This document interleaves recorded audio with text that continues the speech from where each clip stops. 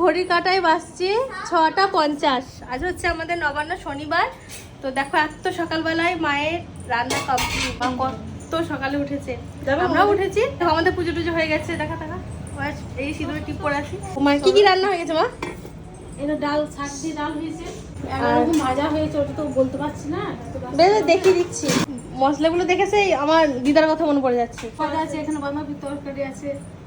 ওই ভাজার থালা, এটাও ভাজার থালা। হ্যাঁ, বাঁধাকপি তরকারি তো মুড়ি খাবো। হ্যাঁ, লঙ্কা দিয়ে একটু ভাজা। আর কি আছে? এটা হচ্ছে ফুলুরি ভাজা। এটা হচ্ছে সবথেকে ভাজা। এটা ডাল ভাতের সঙ্গে খেতে যা লাগে। এখানে আছে ফুলকপি, আলু, মটরশুঁটি দিয়ে তরকারি। কি করলি দেখি? পায়েস একসাথে হচ্ছে এখানে। পায়েস ফুটছে আর এখানে। হচ্ছে এখানে এখানে হচ্ছে সব রকম সবজি দিয়ে। 5 বিশালি টক।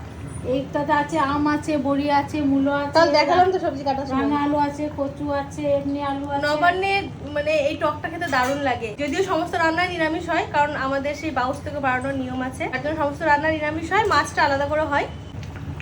টকটা হলেই রান্না বান্না কমপ্লিট।